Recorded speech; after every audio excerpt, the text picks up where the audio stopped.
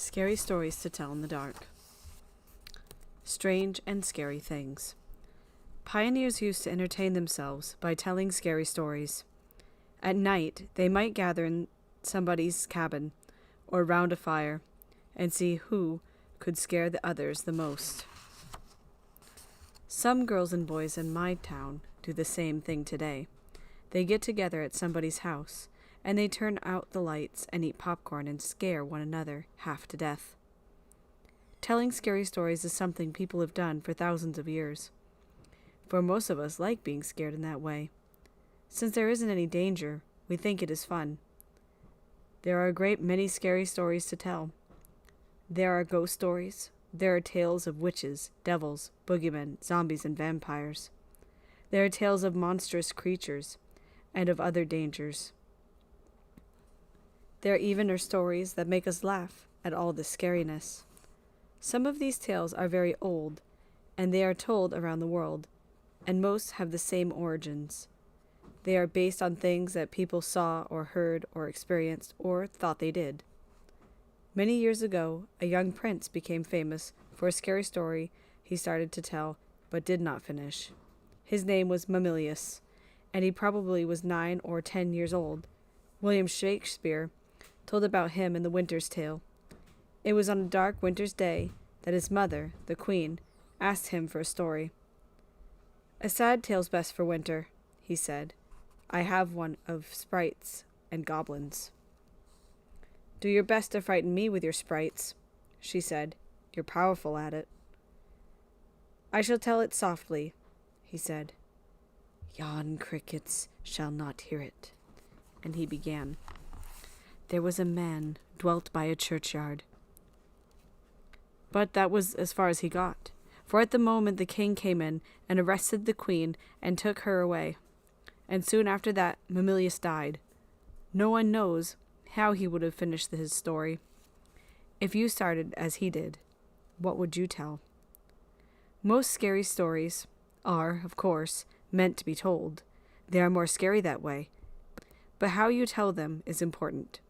As Mamilius knew, the best way is to speak softly, so that your listeners lean forward to catch your words, and to speak slowly, so that your voice sounds scary. And the best time to tell these stories is at night, in the dark and the gloom. It is easy for someone listening to imagine all sorts of strange and scary things. Princeton, New Jersey, Alvin Schwartz.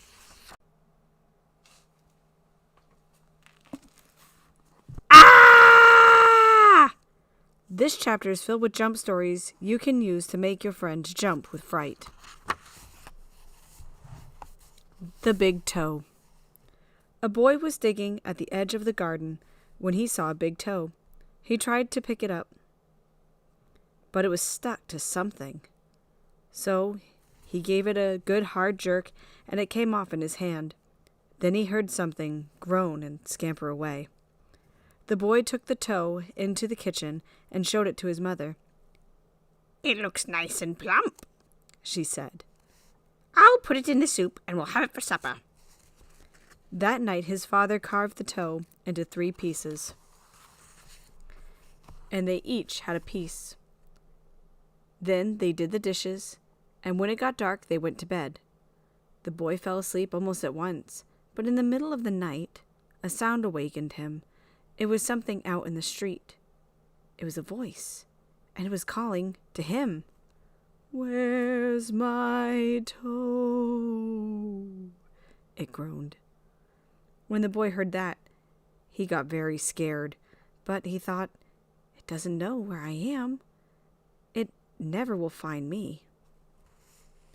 Then he heard the voice once more, only now it was closer. "Where's my toe?" it groaned. The boy pulled the blankets over his head and closed his eyes. "I'll go to sleep," he thought. "When I wake up, it will be gone." But soon he heard the back door open, and again he heard the voice. "Where's my toe?" it groaned. Then the boy heard footsteps, move through the kitchen, into the dining room, into the living room, into the front hall. Then slowly they climbed the stairs. Closer and closer they came. Soon they were in the upstairs hall, and now they were outside his door. "Where's my toe?" the voice groaned. His door opened. Shaking with fear, he listened as the footsteps slowly moved through the dark towards his bed. Then they stopped. "Where's my toe?" the voice groaned. "You've got it!" The big toe also has another ending. When the boy hears the voice calling for its toe, he finds a strange-looking creature up inside the chimney. The boy is so frightened he can't move. He just stands there and stares at it.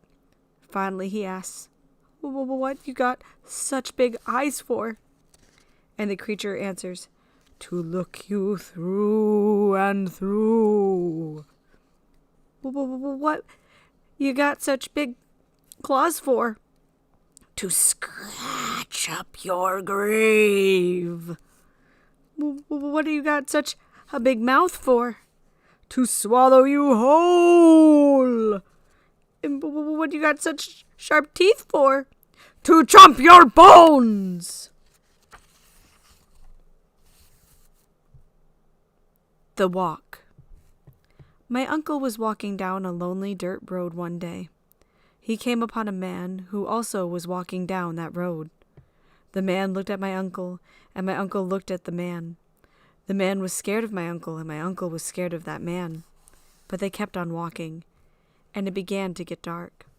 The man looked at my uncle, and my uncle looked at the man. The man was very scared of my uncle, and my uncle was very scared of that man. But they kept on walking, and they came to a big woods. It was getting darker, and the man looked at my uncle, and my uncle looked at the man. The man was really scared of my uncle, and my uncle was really scared of that man. But they kept on walking, and deeper down into the woods they went. It was getting darker, and the man looked at my uncle, and my uncle looked at the man, and the man was terrible scared of my uncle, and my uncle was terrible scared of the... Ah!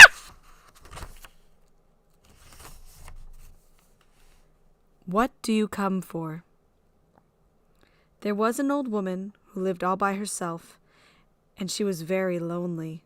Sitting in the kitchen one night, she said, "Oh, I wish I had some company."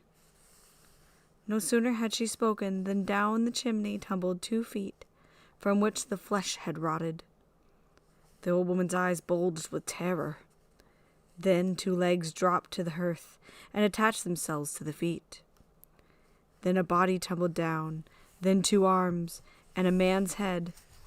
As the old woman watched, the parts came together into a great gangling man. The man danced around and around the room. Faster and faster he went. Then he stopped, and he looked into her eyes. "What do you come for?" she asked in a small voice that shivered and shook. "What do I come for?" he said. "I come for you!"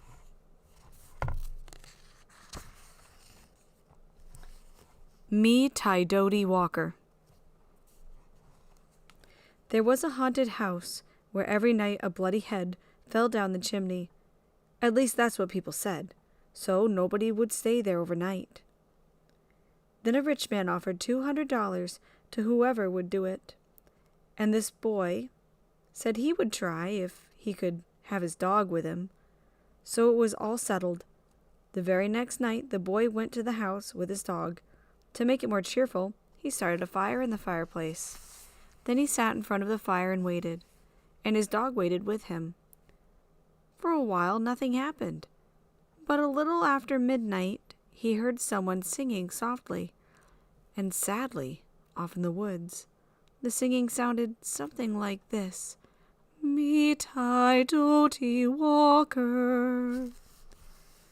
"It's just somebody singing," the boy told himself, but he was frightened. Then his dog answered the song softly and sadly. It sang, Lynchy, Kinchy, Colly, Molly, Dingo, Dingo.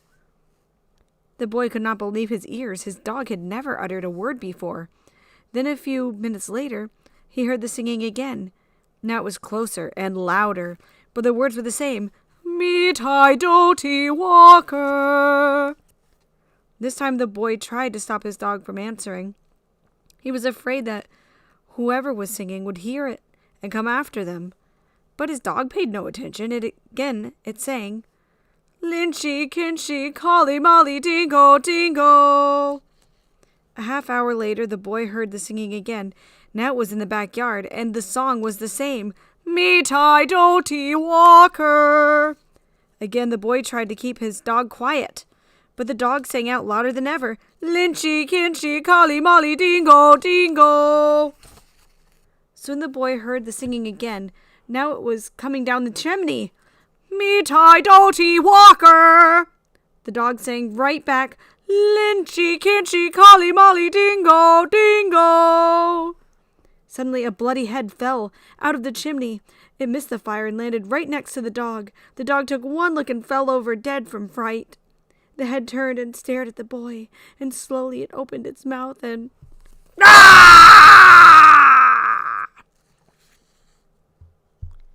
A man who lived in Leeds. Some say this rhyme doesn't mean anything. Others are not so sure. There was a man who lived in Leeds. He filled his garden full of seeds.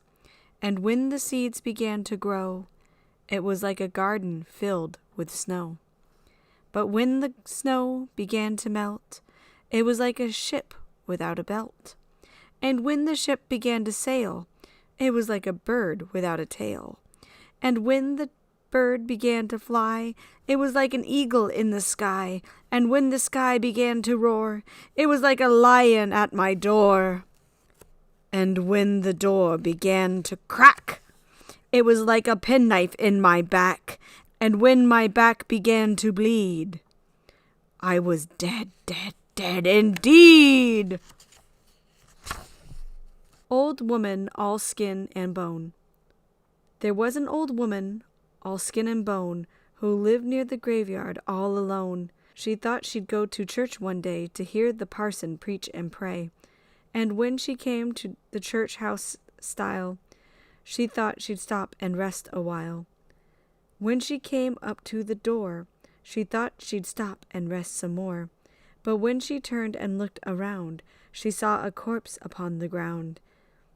From its nose down to its chin, the worms crawled out, and the worms crawled in. The woman to the preacher said, Shall I look like that when I am dead? The preacher to the woman said, You'll look like that when you are dead. Well, that's the end of tonight's video. Please stay tuned for more, and don't forget to like and subscribe. Good night, and sleep tight.